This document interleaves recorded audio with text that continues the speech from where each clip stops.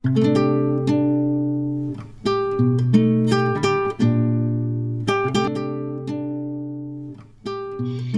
মাছ আমরা সবাই খেতে ভীষণ ভালোবাসি। এর আগে আমি অনেক চিংড়ি মাছের রেসিপি শেয়ার করেছি, সেগুলো যদি এখনও না দেখে থাকেন তাহলে লিঙ্কগুলো আমি ডেসক্রিপশান বক্সে দিয়ে দেবো, একবার দেখে নেবেন। তবে আজ আমি শীতকালের স্পেশাল একটা চিংড়ি মাছের রেসিপি আপনাদের সাথে শেয়ার করব। আজ বানাবো মেথি চিংড়ি। শীতকাল মানেই বাজারে প্রচুর মেথি শাক, আর মেথি শাক তেতো লাগার কারণে অনেকেই আবার খেতে অপছন্দ করেন, কিন্তু আজকের এই রেসিপিটা যেভাবে বানাবো সেভাবে বানালে মেথি শাক একদম তেতো লাগবে না। চলুন তাহলে রেসিপিটি দেখে নেওয়া যাক। মেথি চিংড়ি বানানোর জন্য সবার প্রথমে নুন হলুদ মাখানো চিংড়ি মাছগুলো ভেজে নিতে হবে। তার জন্য আমি এখানে কড়াইতে তেল গরম করে নিয়েছি, আর নুন হলুদ মাখানো চিংড়ি মাছগুলো দিয়ে ভেজে নেব।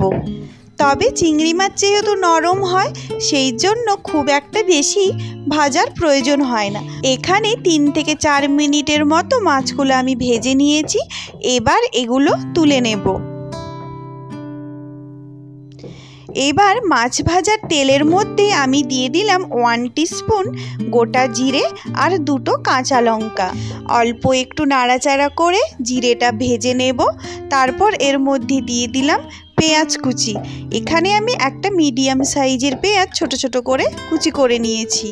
কিছুক্ষণ ঢাকা দিয়ে পেঁয়াজটা অল্প যখন নরম হয়ে যাবে, এবার এর মধ্যে আমি দিয়ে দিলাম টমেটো কুচি। এখানে আমি একটা বড় টমেটোর হাফ টমেটো নিয়েছি। দিয়ে দেব পরিমাণ মতো লবণ। খুব ভালো করে মিশিয়ে আবার 2 থেকে 3 মিনিট একটু ঢাকা দিয়ে রাখবো, যাতে টমেটো আর পেঁয়াজটা ভালোভাবে সেদ্ধ হয়ে যায়। এই দেখুন টমেটো পেঁয়াজ খুব সুন্দর নরম হয়ে গেছে। এবার আমি এর মধ্যে বাকি মশলাগুলো দিয়ে দেবো। দিয়ে দিলাম আদা বাটা, রসুন বাটা, আর দিলাম পরিমাণ মতো হলুদ গুঁড়ো, স্বাদ মতো লঙ্কা গুঁড়ো, আর সামান্য একটু জল। সমস্ত মশলাগুলো ভালো করে মিশিয়ে মশলাটা খুব সুন্দর কষিয়ে নিতে হবে। তার জন্য কিছুক্ষণ ঢাকা দিয়ে মশলাটা কষিয়ে নেব। ঢাকা খুলে এবারে এর মধ্যে দিয়ে দেব মেথি শাক। এই রেসিপির জন্য আমি শুধুমাত্র মেথি শাকের পাতাই নিয়েছি। এই ধরুন 2 মুঠোর মতো নরম মেথি শাকের পাতা ছোট ছোট করে কেটে নিয়েছি, আর শক্ত ডাঁটাগুলো বাদ দিয়েছি। এই রেসিপিতে খুব বেশি মেথি শাক ব্যবহার করা যাবে না, তা না হলে রেসিপিটা একেবারেই তেতো হয়ে যাবে, আর তখন খেতেও ভালো লাগবে না। মশলার সাথে মেথি শাকটা ভালো করে মিশিয়ে কিছুক্ষণ ঢাকা দিয়ে রাখবো, যাতে শাকটা একটু নরম হয়ে যায়। ঢাকা খুলে অল্প নাড়াচাড়া করে নিয়ে এতে দিয়ে দেব পরিমাণ মতো জল। এখানে কিন্তু জল আমি ওই 1 কাপের মতোই নিয়েছি। রান্নাটা একটু মাখা মাখা হবে।